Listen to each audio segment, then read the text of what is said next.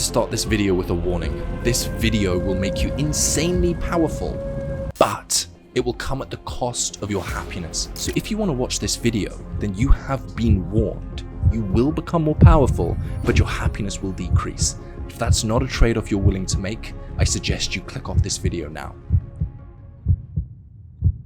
For those of you that are still here, let me ask you a question. In this past year, have you made progress? Have you improved? For most of you, the answer will be yes. And for most of you, this will feel good. Feels good to make progress, right?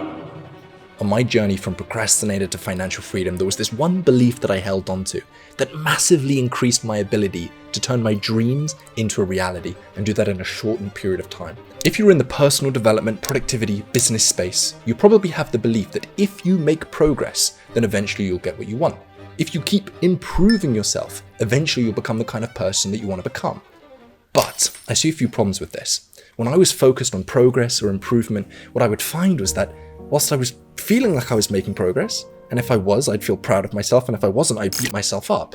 My external world, the real life that I was living in, didn't really change. No matter how hard I tried, no matter how hard I tried to make progress or improve myself, nothing really seemed to change. This was incredibly frustrating. It made me feel like, why am I wasting so much energy? Why am I trying so hard when nothing's really changing? You see, progress is a means to an end. You want to achieve something, and you know that in order to get from where you are now to where you want to get to, you must progress. But what happens with many people when we're told that in order to get what we want, we must make progress, we almost forget about the thing that we're trying to achieve, and we make progress our new end. How long are you willing to wait? 5 years? 15 years? What if it's 50 years? What if at the current rate that you're progressing, it'll be 50 years in order for you to get what you want? And what if you run out of time? What if you realize 45 years in the future, as you sit on your deathbed patiently waiting to get the thing that you so desire, that you ran out of time? And this wall that you've been leaning against your whole life of, if I make progress, then I get what I want, completely falls beneath you and you're left with nothing. Imagine there's a guy called Arnold. He wants to be the world's biggest bodybuilder. And in order to do that, he knows that he must progress from his current physique to his desired physique. So he goes to the gym and he does one set of bench press. After that, he goes home, for he has made progress. But how long will it take at that current rate of progress for him to get what he wants?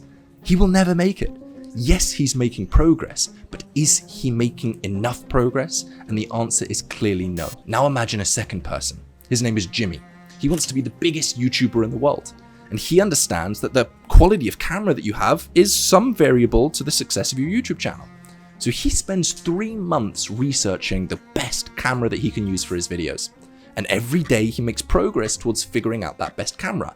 And yes, he's making progress, but is he making progress in the very few most important things that are necessary in order for him to become the biggest YouTuber? No. So now we have 2 people. One of them makes a tiny bit of progress, feels proud of himself and stops, and he will never reach his goals. And the second one makes progress, but not in the key important areas, so he will never reach his goals either. The more masters and the more successful people that I meet, the more I realize that they have an urgency for mastery.